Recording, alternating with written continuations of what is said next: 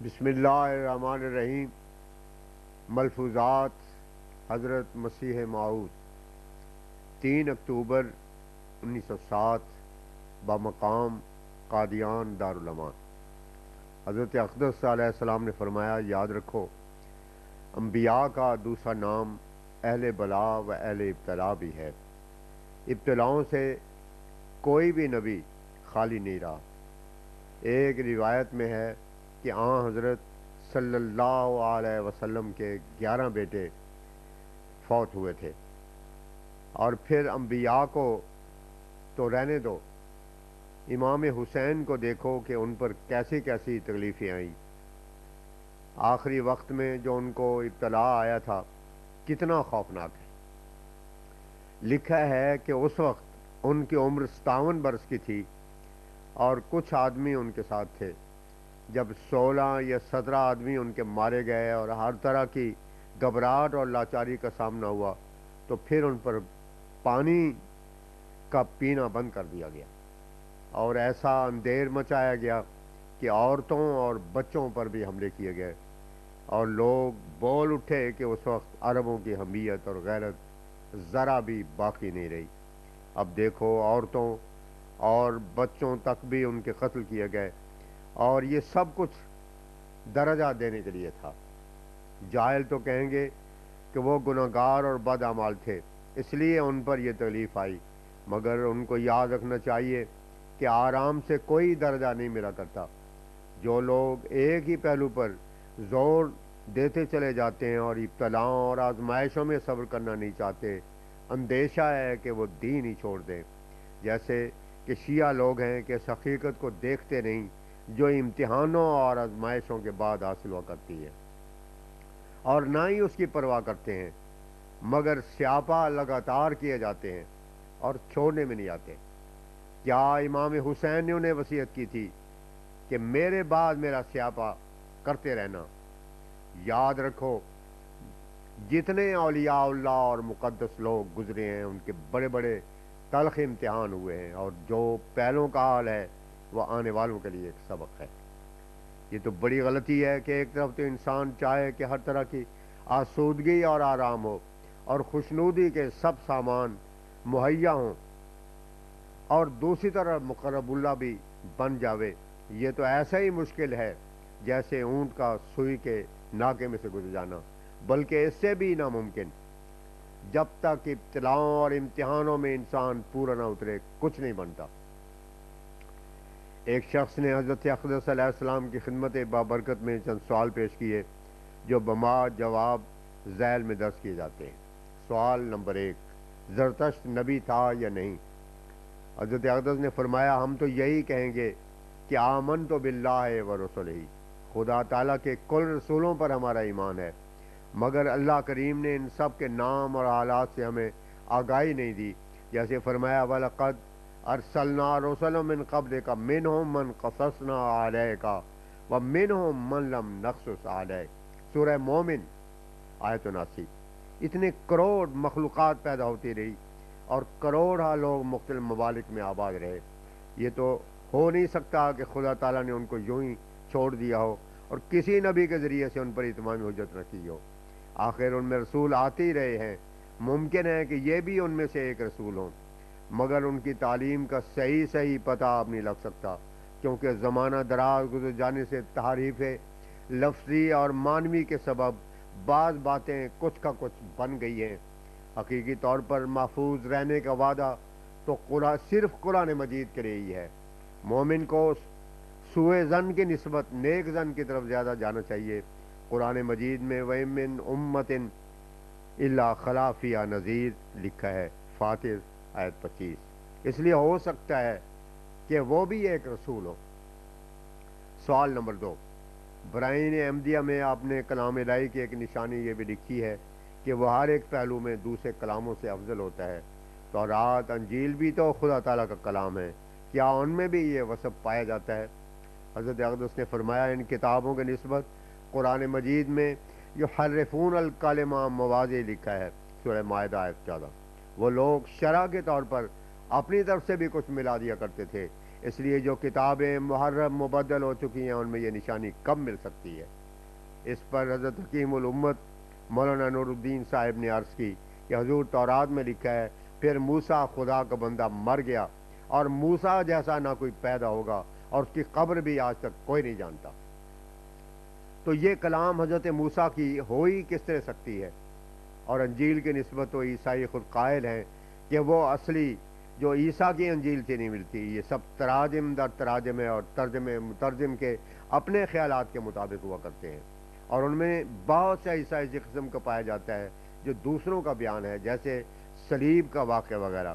اس پر حضرت مسیح موعود علیہ الصلوۃ والسلام نے ارشاد فرمایا یہ ٹھیک بات ہے، اگر تمام دنیا میں تلاش کریں تو قرآن مجید کی طرح خالص اور محفوظ کلام الہی کبھی نہیں مل سکتا، بالکل محفوظ اور دوسروں کی دستبر سے پاک کلام تو صرف قرآن مجید ہی ہے۔ دو باتیں بڑی یاد رکھنے والی ہیں، ایک تو قرآن مجید کی حفاظت کی نسبت کہ روئے زمین پر ایک بھی ایسی کتاب نہیں جس کی حفاظت کا وعدہ خود اللہ کریم نے کیا ہو، اور جس میں انا نحن نزلنا ذکرہ و انا لہو لحافظون کا پرزور اور متحدیانہ دعویٰ موجود ہو، اور دوسرا حضرت صلی اللہ علیہ وسلم کی اخلاقی حالتوں کی نسبت، کیونکہ ہمارے نبی کریم صلی اللہ علیہ وسلم کو ہر ایک طرح کی اخلاق ظاہر کرنے کا موقع ملا۔ حضرت موسیٰ کو دیکھو کہ وہ راستے میں ہی فوت ہو گئے تھے، اور حضرت عیسیٰ تو ہمیشہ ہی مغلوب رہے، معلوم نہیں اگر غالب ہوتے تو کیا کرتے، مگر ہمارے نبی کریم صلی اللہ علیہ وسلم نے ہر طرح سے اقتدار اور اختیار حاصل کر کے اپنے جانی دشمنوں اور خون کے پیاسوں کو اپنے سامنے بلا کر کہہ دیا لا تثریب علیکم الیوم۔ اور پھر یہ بھی یاد رکھو اور پھر یہ بھی دیکھو کہ حضرت صلی اللہ علیہ وسلم اس وقت مبعوث ہوئے تھے جب فسق و فجور، شرک اور بت پرستی اپنی انتہا کو پہنچ چکی تھی اور ظاہر الفساد فی البر والبحر والا معاملہ ہو رہا تھا، اور گئے اس وقت تھے جب ورأیت الناس یدخلون فی دین اللہ افواجا والا نظارہ اپنی آنکھوں کے سامنے دیکھ لیا تھا، اور یہ ایک ایسی بات ہے جس کے نظیر تمام دنیا میں نہیں پائی جاتی، اور یہی تو کاملیت ہے کہ جس مقصود کے لیے آئے تھے اس کو پورا کر کے دکھا دیا۔ حضرت عیسیٰ علیہ السلام تو صلیب کا ہی منہ دیکھتے پھرے اور یہودیوں سے رہائی نہ پا سکے، مگر ہمارے نبی کریم صلی اللہ علیہ وسلم نے غالب ہو کر وہ اخلاق دکھائے جن کے نظیر نہیں ملتی۔ سوال نمبر 3، عیسیٰ علیہ السلام کی نسبت تو قرآن شریف میں کلمہ اور روح منہ لکھا ہے۔ حضرت اقدس نے فرمایا ہم بھی تو حضرت عیسیٰ علیہ السلام کی پیدائش کو مس شیطان سے پاک سمجھتے اور دوسرے نبیوں کی ارواح کی طرح اس کی روح کو بھی روح منہ مانتے ہیں، اور یومن باللہ و کلماتہ پر یقین رکھتے ہیں۔ الاعراف آیت 159۔ مگر اس سے حضرت عیسیٰ علیہ السلام کی دوسرے انبیاء پر کوئی فضیلت ثابت نہیں ہو سکتی۔ آپ ہی بتائیں کہ ہر ایک شخص روح منہ ہوتا ہے یہ کسی اور طرف سے؟ سب ارواح خدا تعالیٰ کی مخلوق اور اسی کی طرف سے ہوتی ہیں، نہ کہ کسی اور طرف سے۔ ہاں اس میں ایک لطیف اشارہ بھی ہے، اور وہ یہ کہ فاسقوں فاجروں کی ارواح کو بسبب ان کے فسق و فجور اور شرک کی گندگی کے روح منو نہیں کہہ سکتے، بلکہ وہ روح شیطان ہوتے ہیں۔ جیسے فرمایا اللہ تعالیٰ نے وَشَارِكُهُمْ فِي الْأَمْوَالِ وَالْأَوْلَادِ بنی اسرائیل آیت 65۔ اور اس طرح سے ہم مانتے ہیں کہ بعض روح شیطان ہوتے ہیں اور بعض روح من ہوتے ہیں۔ بعض آدمی ایسے خراب ہوتے ہیں کہ وہ نہایت ہی خبیث الفطرت اور شیطان خجلت ہوتے ہیں، ان سے توقع ہی نہیں ہو سکتی کہ وہ کبھی رجوع اللہ کر سکیں۔ ایسے لوگوں پر روح منو کا لفظ نہیں بولا جاتا، بلکہ وہ روح شیطان ہوتے ہیں۔ اور حضرت عیسیٰ علیہ السلام پر جو روح منو یا کلمہ کا لفظ بولا گیا ہے تو وہ بطور ضب اور دوا کے ہے، اور اس الزام کو دور کیا گیا ہے جو ان پر لگایا گیا تھا، ورنہ کل راست باز اور نیکوکار لوگ روح منو ہی ہوتے ہیں۔ سوال نمبر 4، حضرت عیسیٰ علیہ السلام کو تو خدا تعالیٰ نے بے باپ پیدا کیا تھا۔ حضرت اقدس نے فرمایا اگر بے باپ پیدا ہونا دلیل الوہیت اور ابنیت ہے تو پھر حضرت آدم علیہ السلام بدرجہ اولا اس کے مستحق ہیں، کیونکہ نہ ان کی ماں ہے نہ باپ۔ اور خدا تعالیٰ فرماتا ہے ان مثل عیسیٰ عند اللہ کمثل آدم، آل عمران آیت 7۔ اور سوچنے والی بات یہ ہے کہ چونکہ حضرت عیسیٰ کے بے باپ پیدا ہونے سے خلقت کو دھوکہ لگنے کا اندیشہ تھا، اس لیے خدا تعالیٰ نے آدم علیہ السلام کو بغیر ماں اور باپ کے پیدا کر کے ایک نذیر پیری سے قائم کر دی تھی۔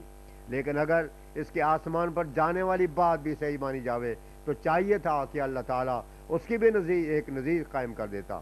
اب بتلاؤ، جب کہ خدا تعالیٰ نے آسمان پر جانے کی کوئی نذیر پیش نہیں کی تو پھر اسی سے ہی ثابت ہوتا ہے کہ ان کے آسمان پر جانے والی کہانی بات جھوٹی ہے۔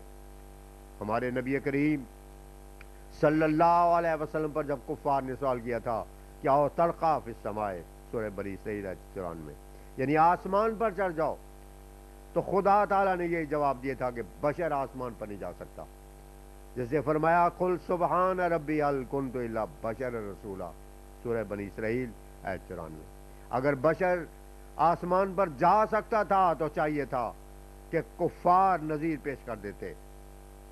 افسوس، ان لوگوں نے بے وجہ پادریوں کے مذہب پر کمر باندھ لی ہے جب وہ کہتے ہیں کہ قرآن مجید کے روح سے بشر تو آسمان پر جا نہیں سکتا، مگر عیسیٰ علیہ السلام آسمان پر چلے گئے، اس لیے وہ خدا ہیں، تو پھر منہ تکتے رہ جاتے ہیں۔ اتنا نہیں سمجھتے کہ حضرت عیسیٰ علیہ السلام تو ایک کمزور اور عاجز انسان تھے اور خدا تعالیٰ کے رسول تھے، ایک ذرہ بھی اس سے زیادہ نہ تھے۔ اگر وہ خدا تھا تو یہ بار ثبوت عیسائیوں پر ہے کہ وہ کوئی سورج، چاند یا زمین کا پتہ دیویں جو اس نے بنائی تھی۔ وہ بیچارے تو ایک مچھر بھی پیدا نہیں کر سکتے تھے۔ قرآن مجید میں تو صاف لکھا ہے کہ وہ ایک عبد تھے، کھانے پینے اور دوسرے حوائج کے محتاج تھے اور دوسرے نبیوں کی طرح وفات پا گئے تھے۔ سوال نمبر 5، ایسے موقع پر مسلمان معراج پیش کر دیتے ہیں۔ حضرت اقدس نے فرمایا معراج جس وجود سے ہوا تھا وہ ہگنے موتنے والا وجود تو نہ تھا، بلکہ وہ ایک الطف اور نہایت ہی نورانی وجود تھا۔ کس کس غلطی کی اصلاح کی جاوے؟ بخاری میں صاف طور پر ثم استيقظ لکھا ہے، یعنی پھر وہ جاگ اٹھے۔ اب بتلاؤ ہم یہ بات کس طرح مان لیں کہ وہ یہی وجود تھا؟ ہمارا تو تجربہ ہے کہ پاک لوگوں کو ایک نورانی وجود ملتا ہے۔ یاد رکھو، ایک الہام ہوتا ہے اور ایک رویا اور کشف بھی ہوتا ہے۔ کشف رویا سے بڑھ کر ہوتا ہے۔ صاحب کشف جانتا ہے کہ میں ایک اور جگہ پر ہوں اور وہ دوسروں کی آواز بھی سنتا ہے۔ صوفیہ اکرام اس بات کے قائل ہیں کہ اولیاء اللہ کو ایک نوری جسے ملتا ہے، مگر بلکہ بعض اوقات اسے دوسرے لوگ بھی دیکھ لیتے ہیں، اور سب صوفی اس بات کے بھی قائل ہوتے ہیں کہ وحی کا سلسلہ بند نہیں ہوتا، بلکہ ذلی طور پر انسان نبی بن سکتا ہے، مگر کمزوری کے ساتھ وحی دل کہہ دیتے ہیں۔ خوب یاد رکھو کہ وہ یہ وجود نہیں تھا جو معراج میں تھا، بلکہ وہ ایک اور ہی وجود ہوتا ہے۔ اسی سے انسان مردوں سے بھی ملاقات کرتا ہے، اور اس کا نمونہ کسی قدر خواب میں بھی پایا جاتا ہے کہ انسان کا یہ وجود تو چارپائی پر ہوتا ہے، مگر ایک آنکھیں ہوتی ہیں جن سے دیکھتا ہے، اور ایک پاؤں ہوتے ہیں جن سے چلتا ہے، اور خواب کو موت کی بین بھی اسی واسطے کہا گیا ہے کہ اس سے اس عالم کی کسی قدر سمجھ آ جاتی ہے۔ جب بخاری جیسی کتاب میں ثم استيقظ لکھا ہے اور حضرت عائشہ صدیقہ کا بھی یہی مذہب ہے، تو ہمیں کیا بنی ہے جو یوں ہی کچھ کا کچھ پیش کر دیا کریں؟ معلوم ہوتا ہے کہ صحابہ کا مذہب بھی یہی تھا کہ حضرت صلی اللہ علیہ وسلم کو معراج اس وجود سے نہیں ہوا تھا، بلکہ وہ ایک نورانی وجود تھا، ورنہ حضرت عائشہ کی مخالفت میں شور برپا کر دیتے۔